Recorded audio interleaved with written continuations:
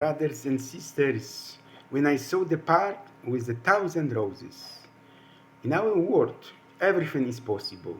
These days, I visit distant Phuket in Thailand, where I met with my compatriots for Holy Mass. On the return trip, I spent 20 hours in Beijing, where I visited the Forbidden City, a 15th century Chinese imperial fortress.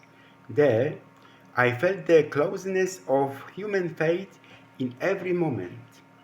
Life is an adventure for the brave, a journey, and the best stops are the right people you surround yourself with. There is also one but here. Cruelty is not strength. In these days, an extraordinary meeting between Tom Hanks and Donald Trump took place in America. Tom surprised the entire country and surprised Trump at Immigration Town Hall in New York City. The meeting was billed as Meeting of the Americans, a prime-time special intended to bring together figures from across America to discuss the most pressing political issues. The media network expected a polished, perhaps somewhat awkward, exchange between Hollywood's most beloved actor and the former president.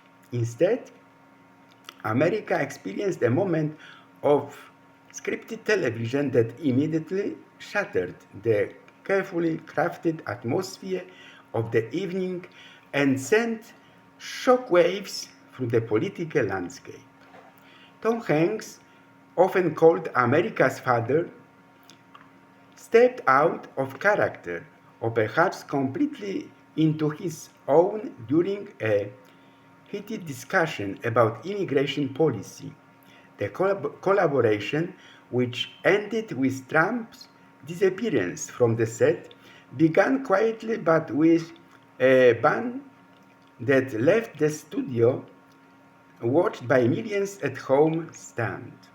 The atmosphere in the studio changed visibly when the moderator turned to Hanks. The question was standard, asking the two-time Oscar winner for his perspective on Trump's secretive immigration proposals. In a typical media appearance, Hanks might have offered a diplomatic, generalized answer about life. But last night, his trademark smile was radiant. Hanks jumped forward in his chair, clenching his fist. He ignored the cameras and the moderator, looking Trump directly in the eye. He didn't murmur, he didn't raise his voice, but as soon as he spoke, the temperature in the room dropped. You are breaking up our families and calling it politics, Hank said, his voice low but cutting through the studio atmosphere like a husband. We shouldn't be like this. For someone known for his ability to dominate a room with volume, Trump seemed momentarily taken aback. He shifted in his leather chair, strengthened his tie, looking ready to attack the floor. The host, sensing the volatility, slowed his pace, considering how to respond. It was a rare thing to happen on live television silence. For a few seconds, the silence spoke. The silence was suffocating. The silence wasn't empty. It was heavy with the weight of the accusation. Hanks broke the silence not so much with a retreat, but with a double with the gravity that recalled his most iconic roles. This country was built on a movement at the heart of working people, Hanks said, carrying a moral authority that would never fade. Are the people you are talking about human? Do they work in our fields, grow our food, build our home, serve our communities? Are they part of our history, whether you like or not? I'm sorry, Tom, but let me finish, Hanks said. The speech was simple, but the effect was immediate. The room held its breath. Trump closed his mouth, jumped back, his expression hardening. Leadership isn't about scaring people, Hanks said, uttering words that could be used on social media platforms in seconds. It's about protecting them. Cruelty isn't about force. The reaction was immediate. As the first word hung in the air, the studio, seemingly capable of self-control, rose to its feet. It wasn't polite applause. It was a roar of catharsis. Donald Trump, realizing he had essentially lost the room, stood without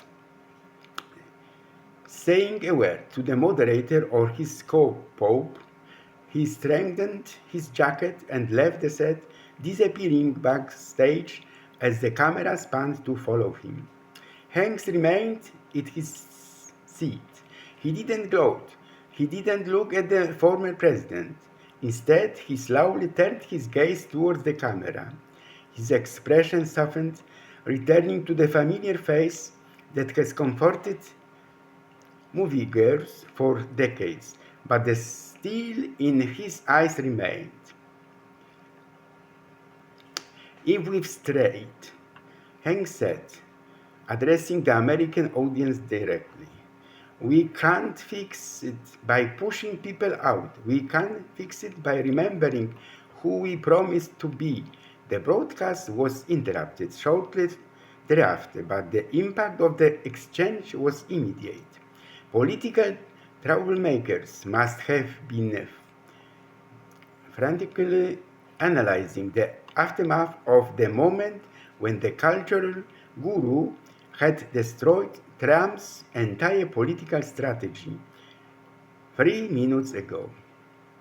By then, the clip had been viewed over 100 million times worldwide. In a political climate where silence and fury reign supreme, Tom Hanks proved that sometimes the loudest sound in the room is the quiet voice of society. Beloved, as a priest, I would mention here the act of force born from faith. Pope John Paul II never confused strength with power. His strength came from elsewhere, from the silence of prayer, from the unwavering trust in God, from his ability to persevere even when his body was fragile. His every gesture was an act of profound spirituality. Every word spoken in a weary voice was a declaration of hope. Every revelation, even in suffering, became a clear message. Do not be afraid. As a saint, he continues to protect us today, not with spectacular gestures, but with the discreet strength that comforts, encourages, and sustains. This is the strength of those who endured pain without losing their light, of those who believed to the end that love is stronger than any wound. His life was a living testimony.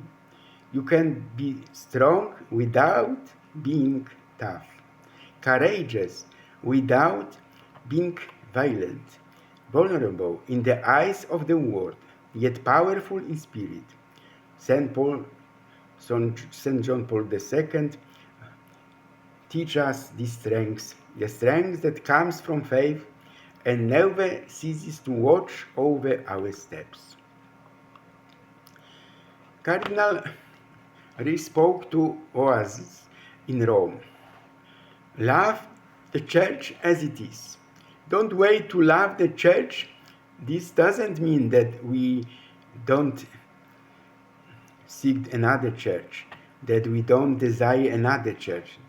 This doesn't mean that we let ideals fall to the ground. But we must love the church as it is when you see betrayal in it, when you see pride in it, said Metropolitan Cardinal Grzegorz Ryś to the community of the Home Church in Rome during Mass in the Basilica of the Blessed Virgin Mary in Trastevere.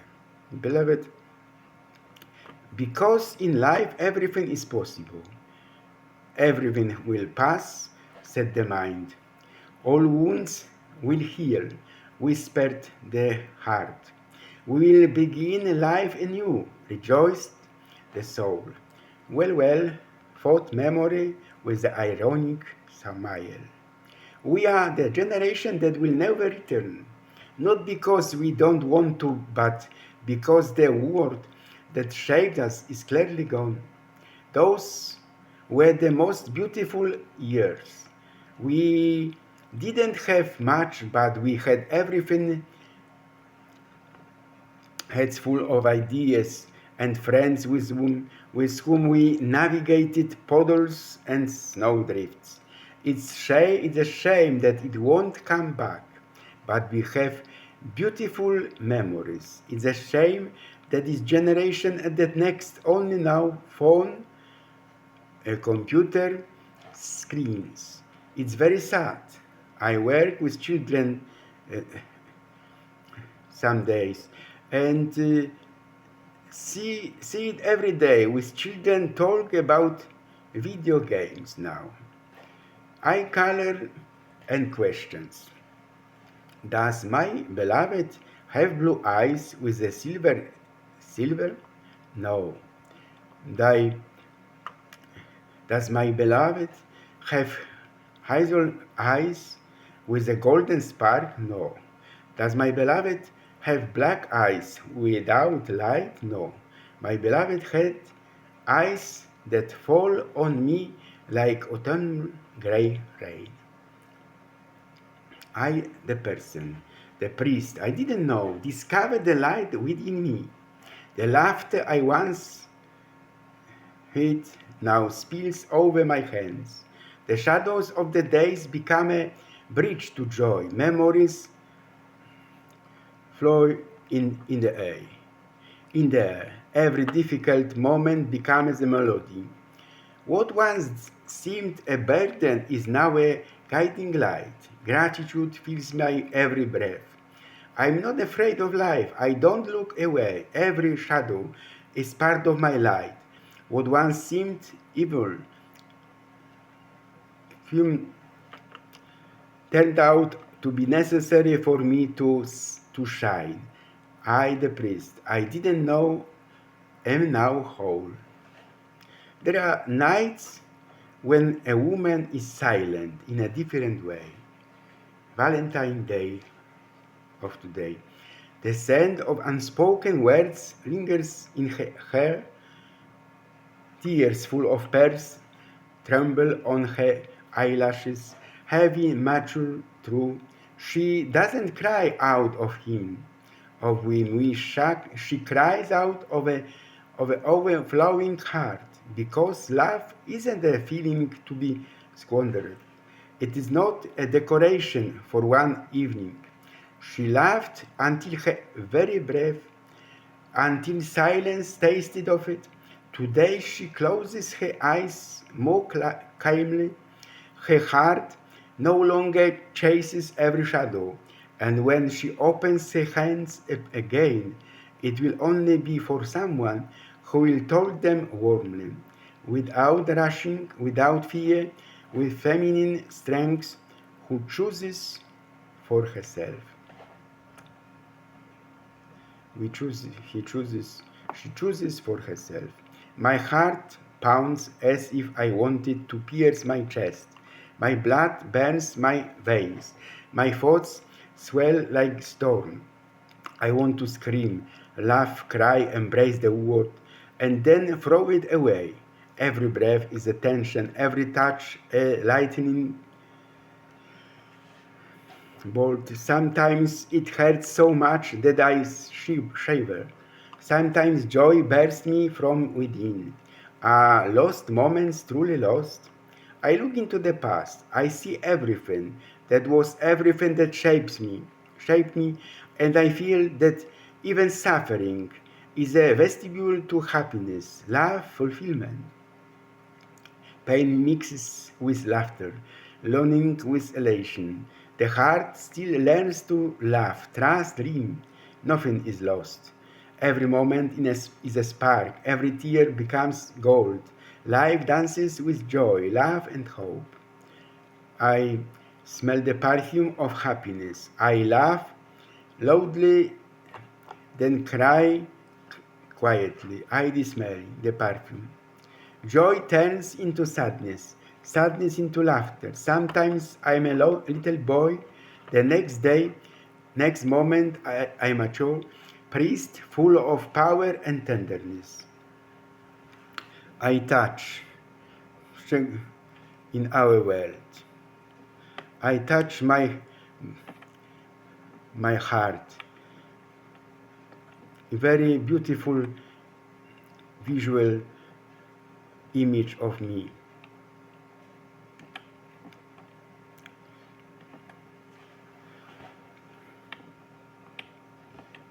Sadness nestles in ecstasy, ecstasy in peace, tears nestle in joy, joy in touch, warm smells of perfume, lips of tenderness, hands draw close.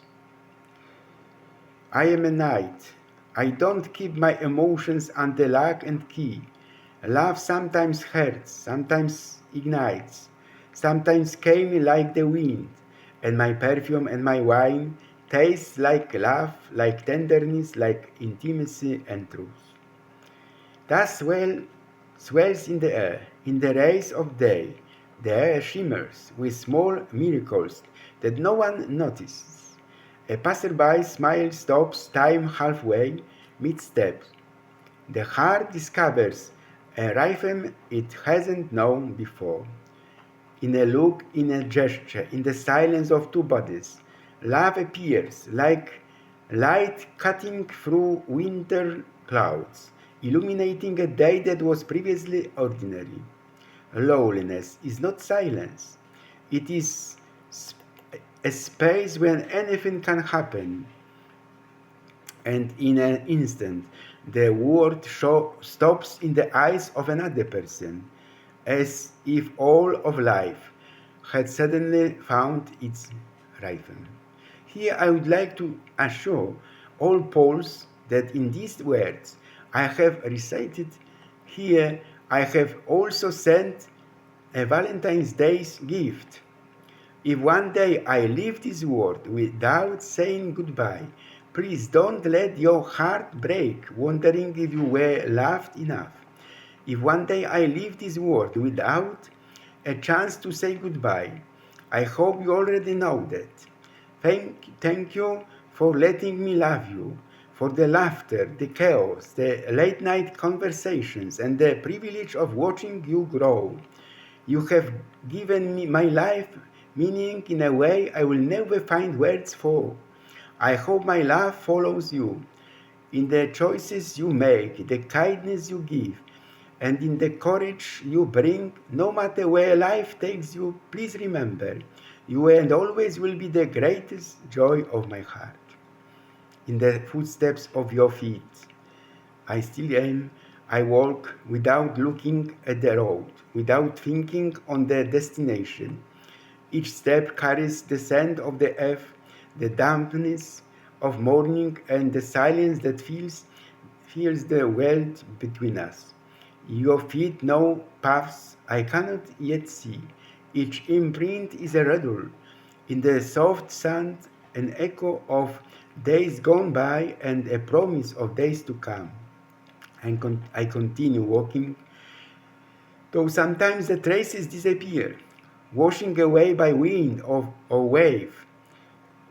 I am not afraid to get lost because I know that where you are, I will always find my way. If one way I leave this world without a goodbye, please don't let your heart break wondering if you were loved enough.